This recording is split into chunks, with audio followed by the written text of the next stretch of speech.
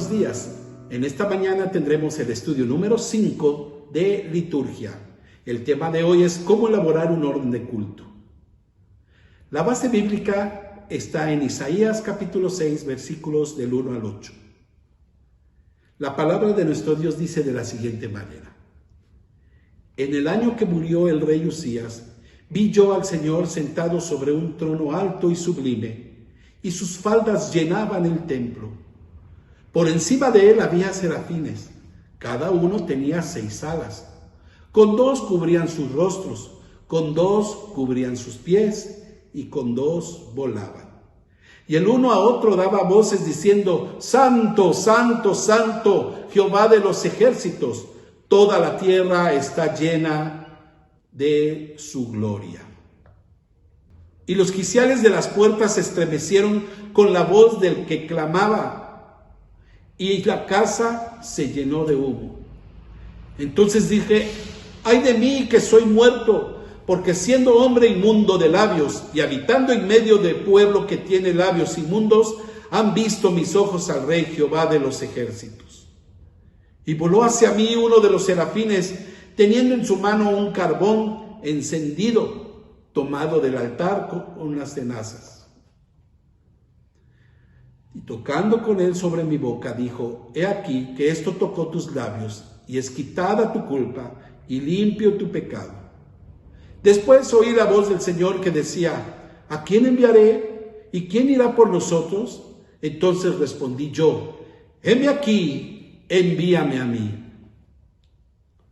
Nuestro texto clave está en la primera carta a los Corintios, capítulo 14, versículo 40, que dice: pero hágase todo decentemente y con orden.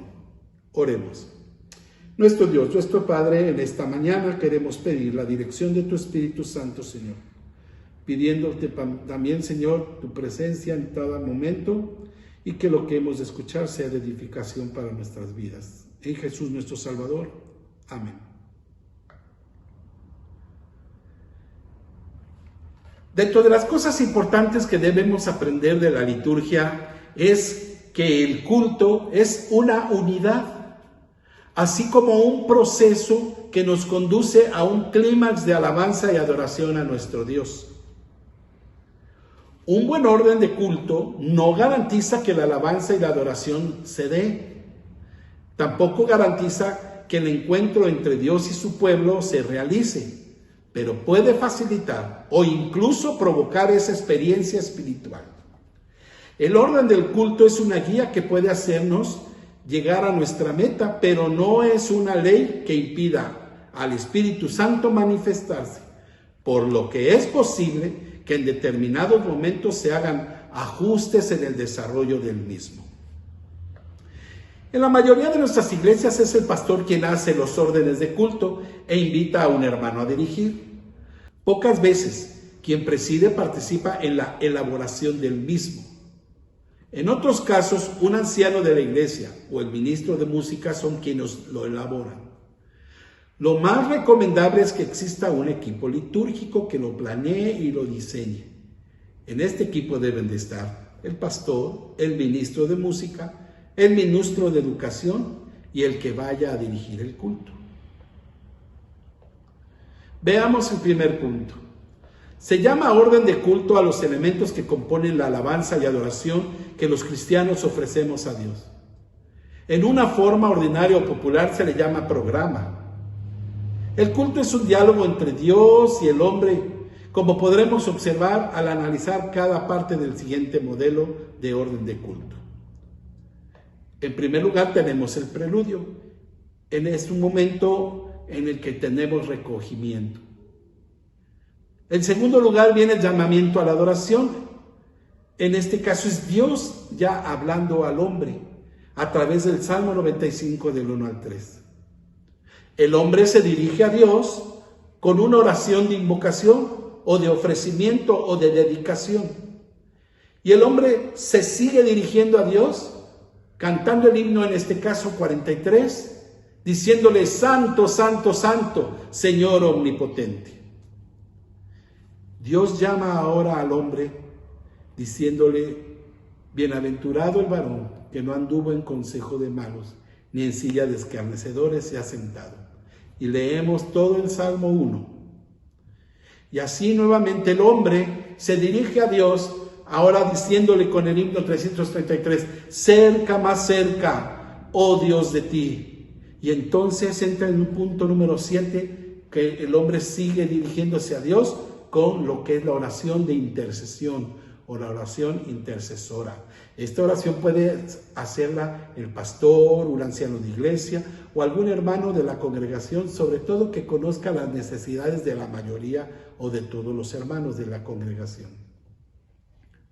El punto 8, Dios hablando al hombre a través de la lectura bíblica que se encuentra en Juan 15 del 1 al 11. Y es así como Dios sigue hablándonos a través del sermón. Un sermón con un tema sobre la comunión con Cristo, que se relaciona con la lectura de Juan 15 y el himno 333 que ya cantamos. Al terminar esta parte del sermón, pues el hombre se vuelve a dirigir a Dios y hace una oración de consagración. Consagra su vida a nuestro Dios. Y entonces también sigue dirigiéndose a Dios cantando, ¿cuál mi maestro anhelo siempre ser? Himno 542. El hombre sigue dirigiéndose a Dios entregándole una ofrenda apartada desde casa, ya en un sobre o en algún lugar especial de la bolsa, pero ya es algo que tú en tu casa dijiste, voy a ofrendar al Señor esta cantidad. Posteriormente Dios nos habla dándonos una bendición. Y terminamos con un postludio para tener un momento de oración de reflexión. El llamamiento a la adoración es un llamamiento que hace Dios al hombre a través de su palabra para que le alabe. Y con la oración de invocación o de ofrecimiento o de dedicación, el director del culto dirige a Dios en representación de... Con la oración de invocación, ofrecimiento o dedicación, el director de culto se dirige a Dios en representación de todo el pueblo, invoca su nombre u ofrece o dedica el culto. Y luego con el primer himno, que regularmente es de alabanza o de adoración, el hombre vuelve a dirigirse a Dios. Y así, amados hermanos, alternadamente Dios habla al hombre y el hombre se dirige a Dios. Dios habla al hombre y el hombre se dirige a Dios. Esta es una forma alternada que va haciéndose durante todo el culto. Es importante volver a recalcar que desde el preludio hasta el postludio, todo esto es un culto de alabanza y adoración a nuestro Dios. No hay ni cabe dentro de la liturgia un solo momento denominado de esta manera. Así que es muy importante que tengamos muy en mente y en cuenta esto. Todos los cultos tienen que cumplir dos tipos de objetivo. Cada culto debe tener el objetivo general y principal de glorificar a Dios. Otro objetivo específico que señala lo que se quiere conseguir que hagan los hermanos con la motivación del mensaje. En todo debe haber un orden, armonía y fuerza del Espíritu Santo en cada reunión. Algunos objetivos de los cultos son el acercamiento a Dios. Estos deben de hacerse la mayoría. Otro es de traer consolación divina a los afligidos. Otros animar a los desalentados, despertar visión misionera, doctrinar, evangelizar, despertar fe por la salud de los enfermos. Según el objetivo que se tenga, deberá desarrollarse todo el orden del culto. Los signos, la lectura, las oraciones, los testimonios y el sermón. Todo, absolutamente todo deberá tener unidad y llevar a la fe en esa dirección. Cuando Pedro llegó a la casa de Cornelio, para no hablar solo por hablar, preguntó ¿para qué lo llamaron? Con el fin de trazarse el objetivo de su predicación. En Hechos 10:29 dice, por lo cual, al ser llamado, vine sin replicar. Así que pregunto, ¿por qué me habéis hecho venir? Si la congregación desea celebrar un culto de consagración, en este culto, además de glorificar a Dios, se buscará como objetivo particular el que los miembros de la iglesia se comprometan más a participar de manera decidida en alguna actividad específica. Por lo tanto, el tema debe responder a esta búsqueda espiritual de compromiso. El tema del culto deberá estar presente en el transcurso del mismo. Como tarea, les dejo que lean con atención el pasaje de Isaías 6 del 1 al 8 y vean los siguientes elementos culticos que hay en el pasaje. Podrán identificar el proceso que se sigue y después lo compararán con el diagrama que aquí presento.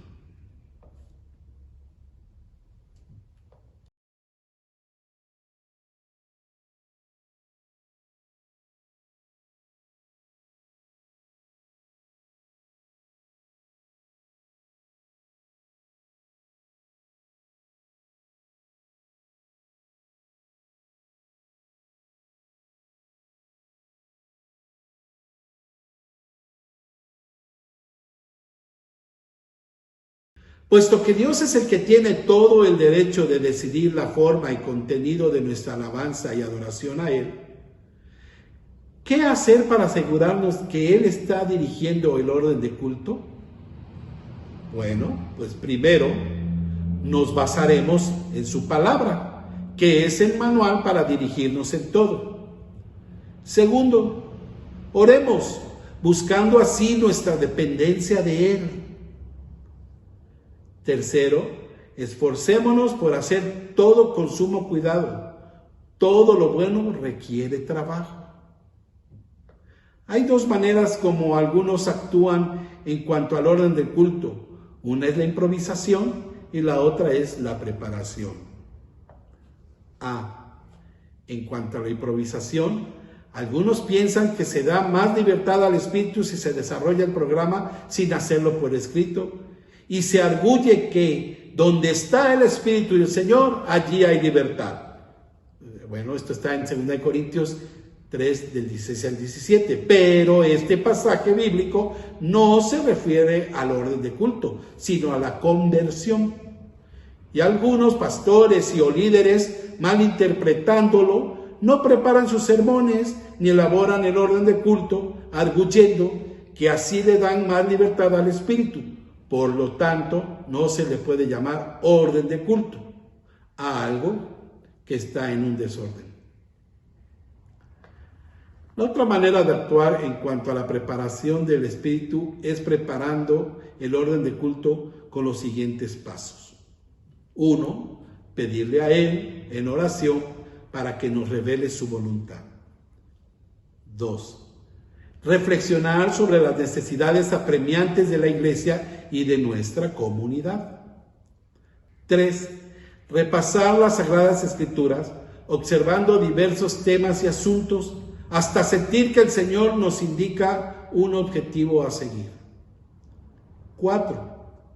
Comprobar poco a poco que estamos siendo dirigidos por el Espíritu, como nos prometió el Señor cuando dijo en Juan 16:26, Él nos enseñará todas las cosas. Y en Juan 16:13, el Espíritu de verdad, Él os guiará a toda verdad. Y como punto 5, dejar que Él nos guíe a la verdad por su palabra y no tratar de guiarlo nosotros a Él con nuestra negligencia disfrazada de fe. Una vez hecho lo anterior, pidamos al Espíritu Santo que nos acompañe en la elaboración del orden de culto. Pero aquí no acaba todo, pues al iniciar el orden debemos orar otra vez invocando su bendición y pidiendo que nos guíe en su desarrollo. Y puesto que ha intervenido el hombre falible en esta elaboración y los puntos no fueron puestos en cemento para que no puedan ser cambiados, debemos estar pendientes a la voz del Espíritu del Señor para hacer cualquier cambio necesario. Por ejemplo, A veces un buen testimonio hace que cambiemos el curso del servicio. También algunas veces nos obligará a hacerlo la presencia de visitantes inconversos, ya que debemos aprovechar la oportunidad para comunicarles el Evangelio. Concluimos esta parte recordando que el orden de culto debe elaborarse bajo la dirección del Espíritu Santo, buscada con oración, meditación, estudio y esfuerzo. Y así estaremos preparados para cualquier imprevisto o improvisación incidental. Recordemos que el camino más corto a la inspiración es la preparación. El Espíritu Santo, bajo cuya influencia se organizó la Iglesia, inspiró a San Pablo para decir dos cosas importantes que deberán tomarse muy en cuenta cuando su pueblo de Dios se reúne a adorarle. La primera es que debemos cuidar que en nuestros cultos no haya tal confusión que haga que los visitantes indoctos e incrédulos digan: estos están locos, como dice 1 Corintios 14:23. Si algunos nos han dicho así, es que algo anda mal, hermanos. La segunda cosa es que todo asistente debe salir del templo edificado.